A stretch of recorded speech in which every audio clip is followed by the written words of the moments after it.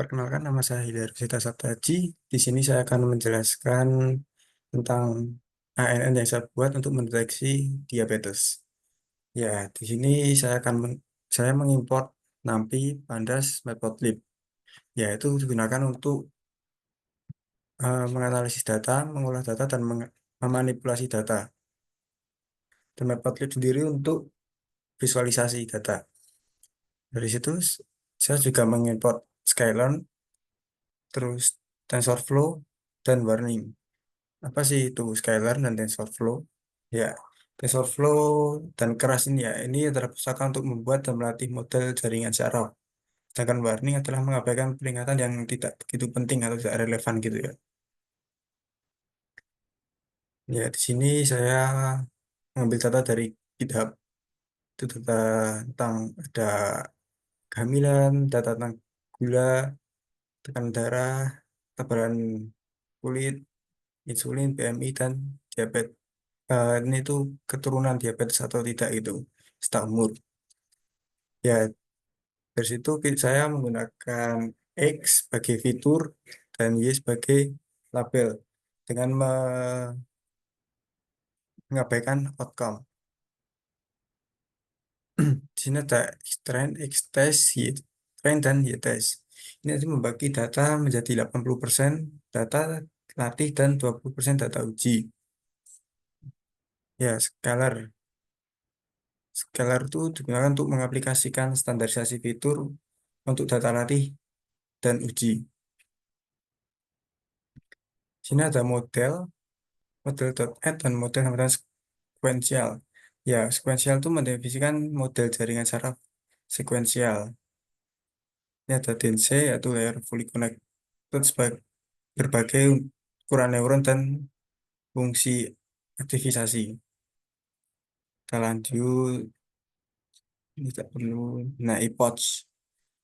Nah, iPods ini adalah baratnya kita sedang melatih AI kita gitu untuk agar memberikan performa yang baik.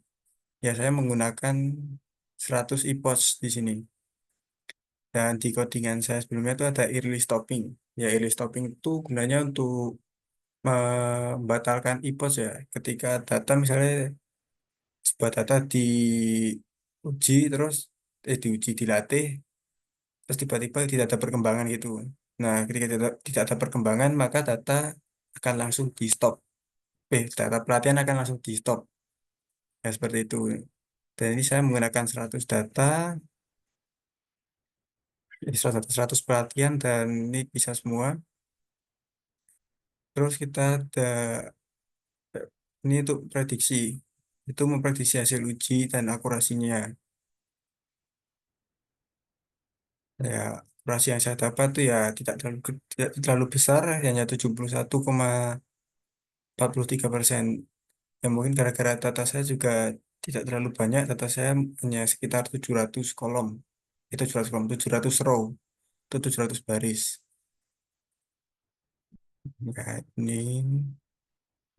Ya, ini adalah tabel untuk apa ya, memvisualisasikan hasil dari train dan tes. Ini adalah model akurasi. Jadi di sini tuh hanya menampilkan akurasi dari ANN yang kita buat itu.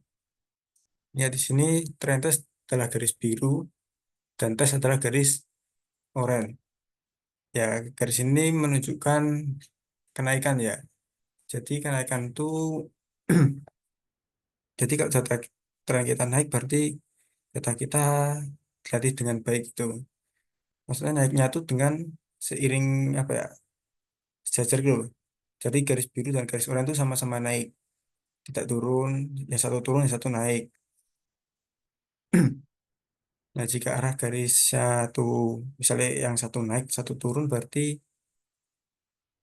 misalnya yang biru naik, yang kuning turun. Nah, itu berarti modelnya tidak dapat terlatih dengan baik, yaitu atau dengan istilah overfitting gitu. Itu diagram akurasinya ya. Jadi ya ini kan ada kenaikan, terus juga diikuti naik. Tapi yang sini kan yang oranye tuh terus mendatar. Yang biru kan ada kenaikan terus gitu. Dia kurang apa ya? Kurang akurat lah ANN yang saya buat ini. Tapi ini hanya sebagai latihan, ya mungkin besok saya akan memperbaikinya lagi. Ya ini kan datanya apa ya? Tesnya kurang tuh. Hanya latihannya bagus, tapi pas dites ternyata kurang. Makanya kan dari akurasi aja sudah kelihatan yaitu 71%. Nah, sini tuh juga melambangkan kalau misalnya jarak antara garis biru dan garis oranye semakin jauh, berarti ya ANN yang kita buat itu tidak apa ya, tidak akurat itu loh. Ya, sekarang kita ke grafik loss. Ya, grafik loss ini adalah data yang data loss yang kita latih itu. Yang dilatih itu ada loss berapa. Ini misalnya garis biru. Garis biru itu pas dilatih ternyata data lossnya tuh sedikit, berarti kan bagus ini biru. Tapi pas dites ternyata garis lossnya tuh garis oranye nih, garis tesnya tuh turun terus agak naik dikit nih. Nah, ini kan kelihatan agak naik dikit. Berarti data kita pas dilatih itu kurang baik. Harusnya kan kalau yang data biru turun, turun terus nih kan. Jadi data yang oranye juga harus mengikuti turun gitu.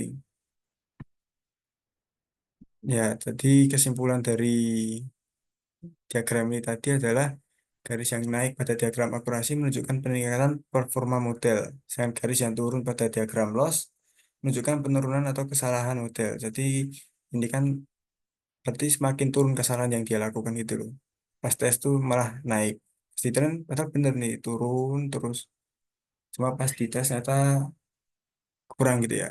Ya ini mungkin juga gara-gara data yang saya inputkan tidak terlalu banyak gitu.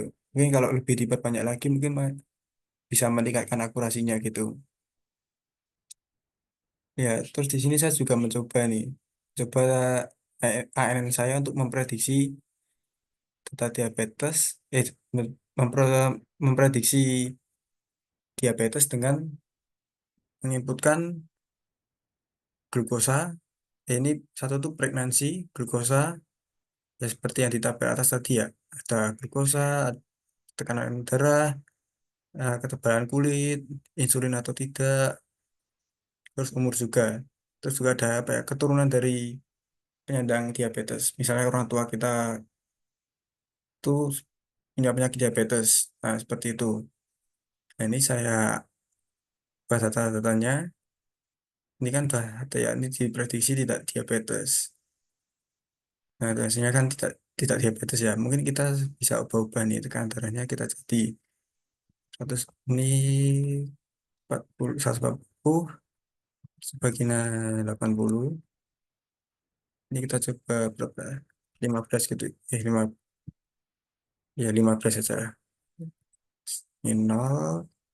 Kita coba umurnya di 50. Kita tes. Nih kita bakal lihat ya data data ini tidak tidak menunjukkan data diabetes ya. Jadi dengan segitu mungkin orang tidak tidak terkena diabetes gitu loh walaupun umurnya 50 tahun gitu. Ya mungkin segini dari saya karena cukup singkat. Ya mungkin ini bisa menjadi pelajaran bagi saya juga. Saya perlu menambahkan data lagi atau mencari data yang lebih banyak agar um, ANN yang saya buat tuh dapat bekerja secara optimal dan akurasinya dapat meningkat. Ya, sekian dari saya. Terima kasih.